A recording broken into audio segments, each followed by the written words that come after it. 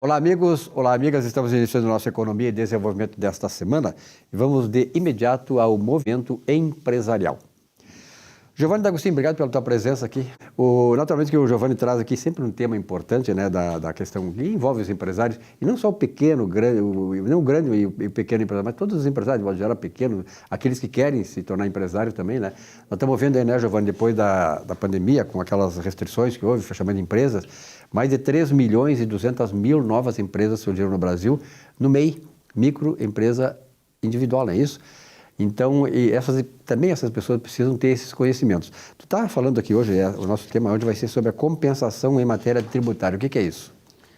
Silvio Lopes, quando o sujeito paga espontaneamente um tributo e eventualmente esse pagamento foi maior do que o devido, esse contribuinte passa a deter um crédito perante a fiscalização tributária. Sim. Perfeito? O Código Tributário Nacional lá, que foi editado lá em 1966, ele já prevê a possibilidade de o sujeito pedir restituição da quantia, né? E a legislação infraconstitucional regulamenta, então, a possibilidade de, ao invés do sujeito pedir o dinheiro de volta, utilizar aquele crédito para abater no valor devido de períodos subsequentes, enfim, né, dos tributos, né? Isso aí, o nome é compensação. O sujeito tem um crédito decorrente de um pagamento a maior, e tem um débito. E o que o sujeito faz? Faz um encontro de contas, certo? Até o ano de 2001, né, estou me referindo à questão da compensação de tributos federais, né? Até o ano de 2001, o sujeito podia fazer a compensação, era permitido fazer a compensação, mas a compensação ela só podia se dar entre tributos de mesma espécie, né? O que isso quer dizer? Vamos imaginar que o sujeito pagou imposto de renda maior. Uhum. Ele poderia compensar o imposto de renda com a contribuição social sobre o lucro líquido? Até 2001, não poderia. O imposto de renda só poderia ser compensado com o imposto de renda. A COFINS só poderia ser compensado com a COFINS. A contribuição social sobre o lucro líquido com o mesmo tributo. A partir de 2002, com o advento da Lei 10.637, então possibilitou-se, né, que o contribuinte que tivesse o pagamento de um tributo a maior do que o devido pudesse compensar com tributos de espécies diferentes, né? Todavia, o legislador instituiu uma obrigação acessória para perfectibilizar esses tipos de compensações, né, que o nome é Declaração de Compensação, que a Receita Federal, a sigla disso pela Receita Federal é DECOMP, né? Então, claro que o tributo que ele é pago, ele tem destinações constitucionais diferentes.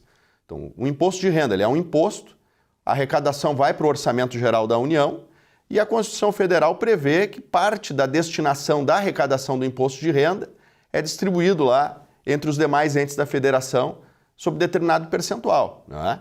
Diferentemente, por exemplo, da COFINS, né? A COFINS também é um tributo federal, mas é um tributo vinculado. Tributo vinculado à Seguridade Social. Então, o sujeito arrecada a COFINS, o recurso da COFINS ele é integralmente destinado à Seguridade Social. E ele não é, no caso, repartido com os outros entes da federação, né? Ele não vai para o Orçamento Geral da União a arrecadação da COFINS. Então, de forma a fazer compensações internas, o governo fazer compensações internas também, os acertos internos, se o sujeito paga mais o imposto de renda, ele compensa com a COFINS, ele teria que entregar mesmo, assim como ele tem que entregar essa declaração de compensação, para que internamente o governo faça esses sistemas de compensações internos para a organização nessa questão aí no tocante à parte da distribuição dessa arrecadação, não é? E da destinação dessa arrecadação.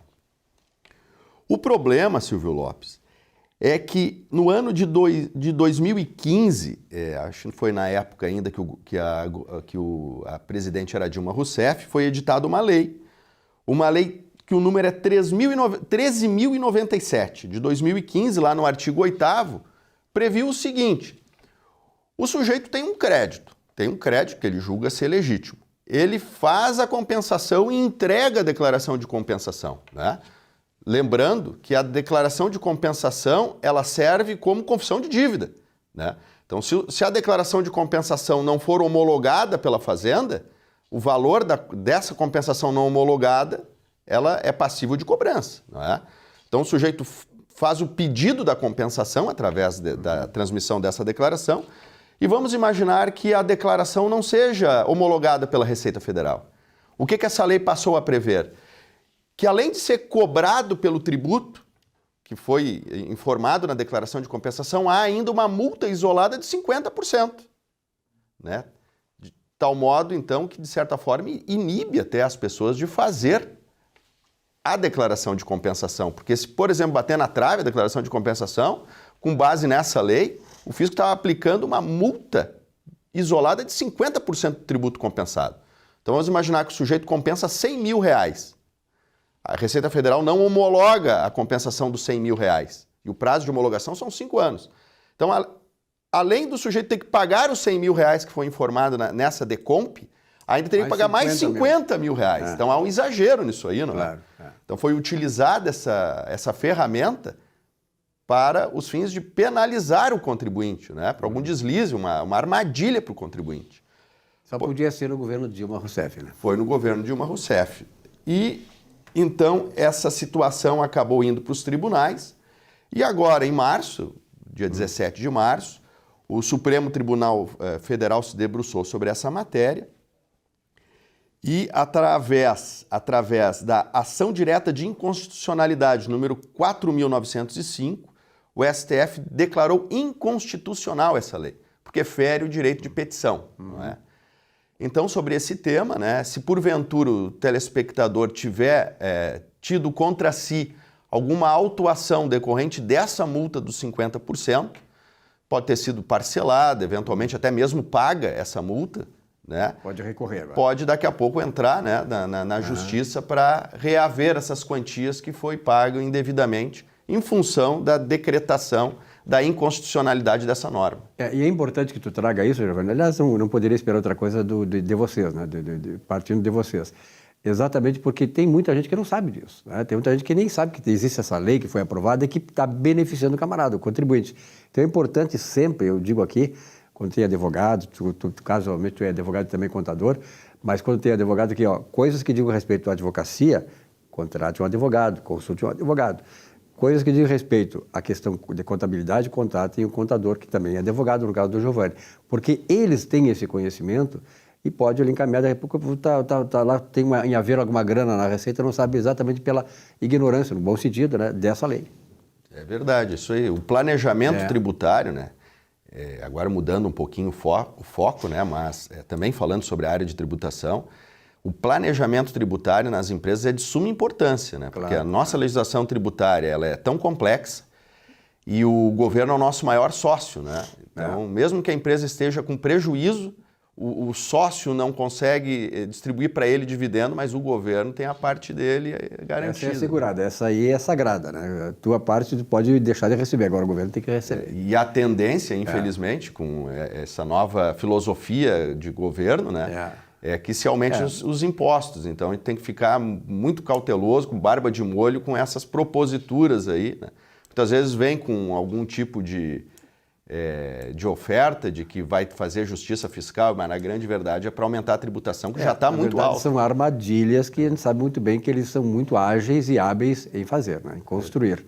Então tem que estar muito a par, muito ciente disso e, sobretudo, calcado e sustentado por alguém que conheça, no caso do Giovanni D'Agostino, né, em seu escritório, conheça esses meandros, porque daqui a pouco, né, como eu digo, você pode cair numa fria, de repente você tem alguma coisa para receber e não sabe também, né? Isso aí, Um abraço, meu mestre. Até a próxima. Até a próxima. Um forte abraço.